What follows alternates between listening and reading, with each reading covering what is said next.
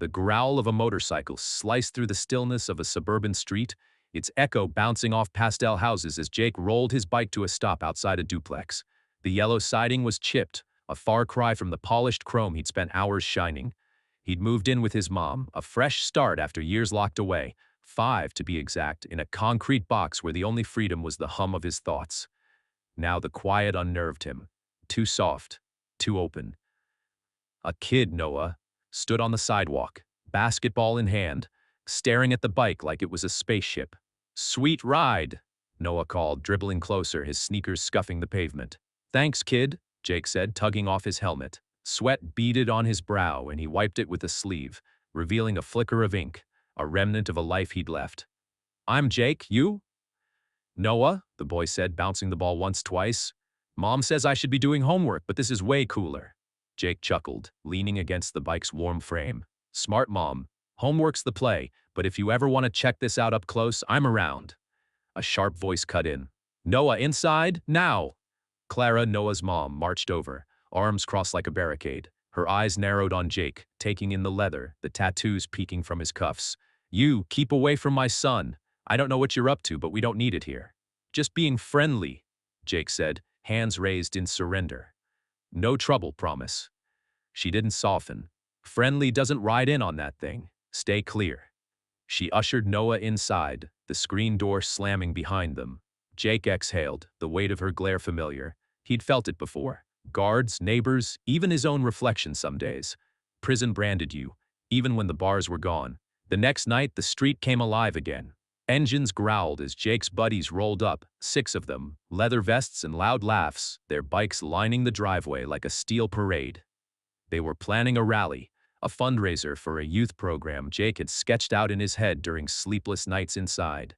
He'd told them about it over beers, the idea taking root, a way to steer kids clear of the traps he'd fallen into. The noise drew curtains aside, and soon enough, Clara was back, fury blazing. "What is this?" she snapped, hands on hips. "The whole street's awake. My kid's got school tomorrow, and I've got a job. 9 to 5, real work. Why should we deal with your gang nonsense?" "No gang," Jake said, stepping forward, voice steady but firm. "Just friends. The rally's for a good cause, helping kids. We'll quiet down, I swear." "Good cause?" Clara snorted, her laugh bitter. "Looks like a cover for something shady, drugs, whatever. Keep it up and I'm calling the cops." "Look," Jake said, meeting her eyes.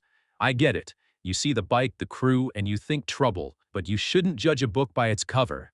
I've learned that the hard way. Give me a chance to prove it." She huffed, unconvinced, and stormed off. The guys toned it down after that, but the tension lingered like exhaust in the air. Jake watched them tinker with their bikes, swapping stories of rides and wrecks. One, a wiry guy named Toby, clapped him on the shoulder. "Neighborhood's soft, man. They don't get us." "Never do," Jake muttered.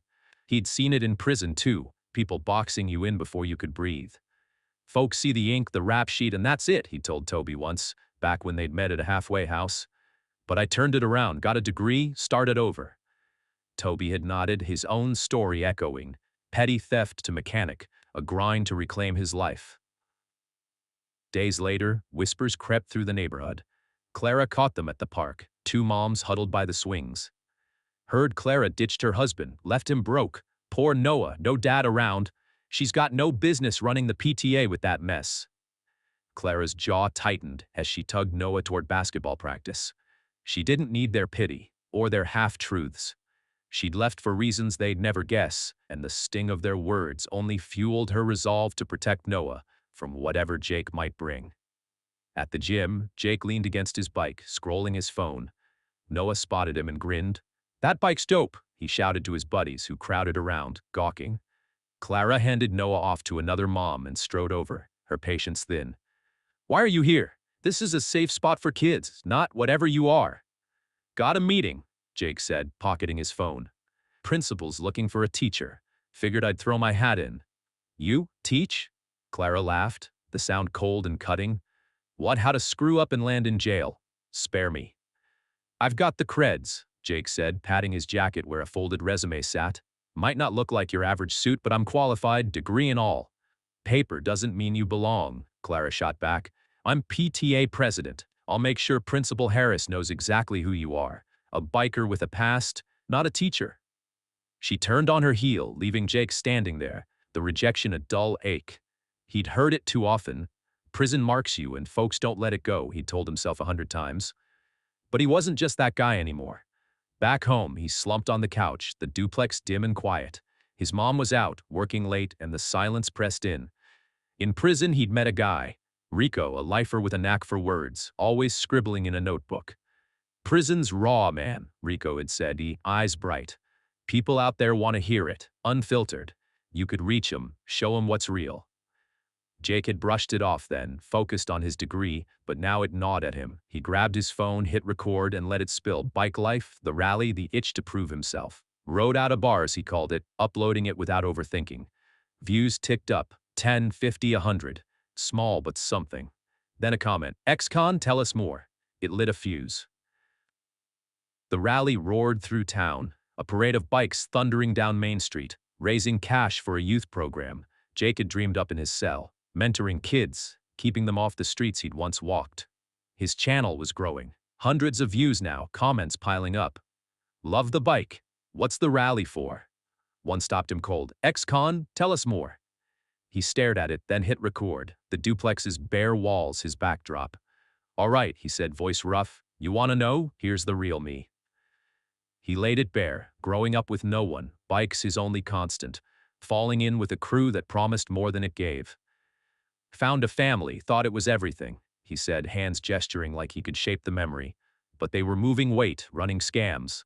I didn't wanna, but I was too scared to bail. Young, dumb, stuck. Cops nabbed me. 5 years inside."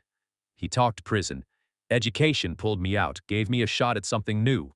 The grind of night classes. The degree that felt like a lifeline." The channel became his confessional, views spiking to thousands, subscribers climbing, moms, kids, even guys still locked up, their families proxy watching. Toby dropped by after the rally, cracking a beer. "Channel's blowing up, huh? Told ya. People want to hear the grit, the comeback. My cousin's got a garage now, post-bid. You're next level." "Maybe," Jake said, scrolling comments. "Raw and real, connecting folks who get it. That's what they're saying. Some got brothers inside, some just want to understand." "Keep it up," Toby said. "Beats teaching stuck-ups who'd never get it." Jake nodded, but the teaching gig still tugged at him. Until the day everything shifted. Noah was dribbling in the street, laughing with friends, when a car screamed around the corner. Too fast, too close. Jake, wrench in hand from tinkering, saw it first. He bolted, shoving Noah clear as tires screeched. He hit the asphalt hard, pain exploding in his leg, the wrench skittering away. Clara burst out screaming, dropping beside Noah. "You okay?" she gasped, hands frantic. "Yeah," Noah mumbled, staring at Jake. "He saved me." Neighbors swarmed, murmurs rising. Clara helped Jake up, her hands trembling. "You could have died. I'm sorry. Everything I said, gangs, drugs, I was wrong." "You weren't," Jake said, wincing as he tested his weight. "I did that stuff. Long gone now." She blinked, caught off guard. "Tell me." He did, same story he'd told the camera, but rawer, face to face. "Grew up alone, no siblings, just me and a bike. Found a crew, motorcycle club. The idea of a brotherhood hooked me hard, but it was a lie. Drugs, theft, worse. I didn't want in, but I caved. Cops came, they split, left me to take the fall. 5 years. Mom visited every week, even pissed off. I promised her I'd change. Studied my ass off, turned it into something. Got my degree, teaching creds, wanted to stop kids from screwing up like me. But people hear ex-con, doors slam." "Even Harris?" Clara asked, voice soft. "Yeah," Jake said, shrugging. "You're doing, I figure." Guilt twisted her face. "I didn't know. I've been judged too. Divorce crap, PTA whispers. They blame me for walking out, but they don't get it. I should have seen it in you." "No need to explain," Jake said. "Some scars stay private." "I want to," she said, firm. "Left Noah's dad, bad scene, not their business. I know how it feels to be misjudged." Jake nodded, a quiet bond forming. "Maybe we're not so far apart."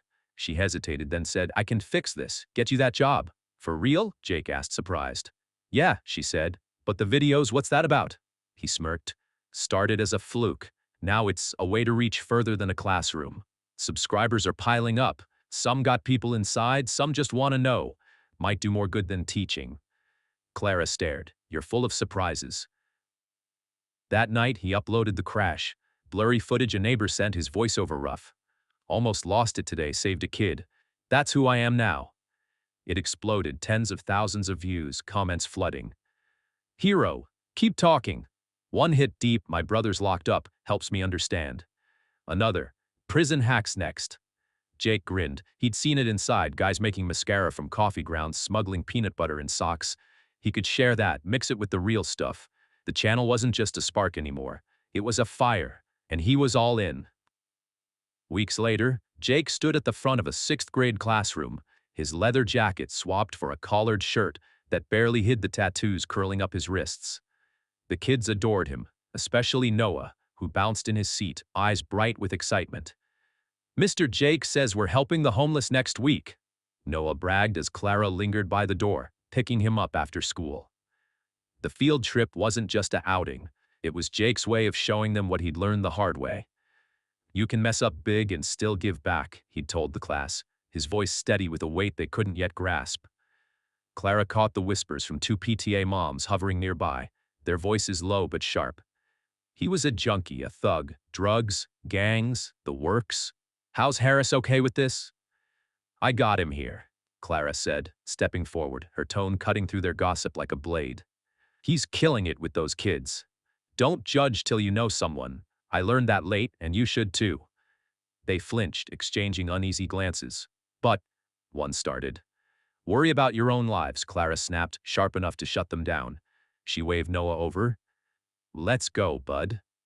As they stepped outside, Noah tugged her sleeve, basketball under his arm. Can Mr. Jake hoop with us when we get home?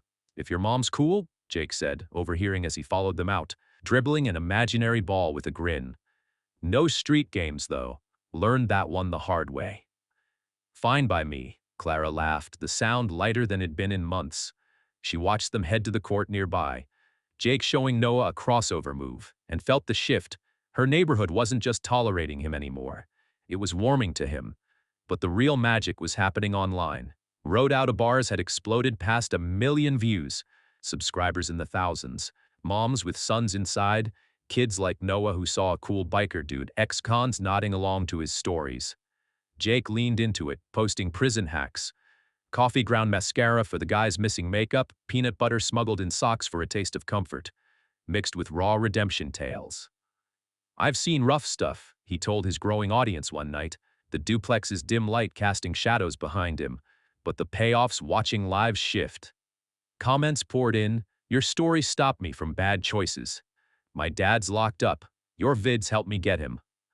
One kid wrote, I want to be like you, not the old you.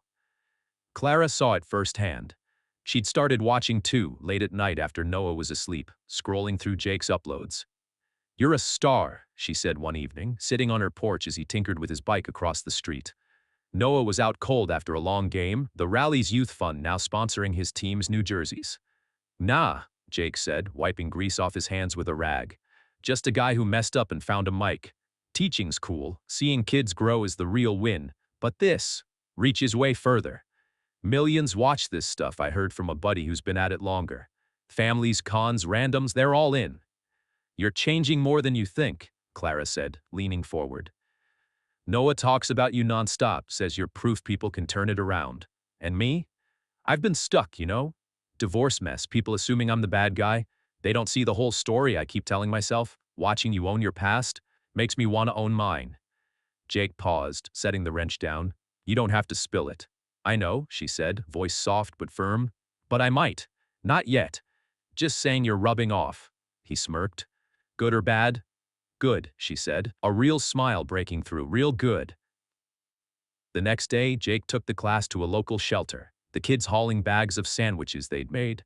Noah stuck close, handing out food with a grin, while Jake filmed snippets, blurry shots of laughter, kids asking questions, his voiceover simple, this is what I missed inside, second chances. The video hit hard online, racking up views faster than anything before. A subscriber messaged him, my brother's getting out soon, gonna show him this. Another, you're like a teacher anyway, just louder. Back home, Toby swung by, eyeing the bike. Channel's huge now, huh? From nothing to something, that's you, man. My shop's humming too. Folks hear my story, they trust me with their rides. Yeah, Jake said, scrolling his phone. Didn't expect this, thought I'd be stuck fighting for scraps. Teaching's my ground game, but this is A whole new life. Clara called over from her porch. You two plotting world domination? Nah, Toby laughed, just taking it back one vid at a time. Later, Jake hit record again, the bike humming in the background. This ain't just my story, he said, voice steady, eyes on the lens. It's ours. Yours too, if you're listening. Been down, been out, but here we are. He talked about the shelter, the kids, the rally fund now growing into something real. Mentors for at-risk teens, a nod to the path he'd dodged too late. Views climbed, the fire spreading. I used to think I'd never fit anywhere, he added, quieter, but now I'm building something. For me, for them. Clara watched that one too, Noah asleep beside her. She didn't cry often, but her eyes stung. Jake wasn't just a neighbor or a teacher. He was proof you could claw your way up, and she was starting to believe she could too. The bike roared some nights, but it was a sound of purpose now, echoing through a street that finally saw him.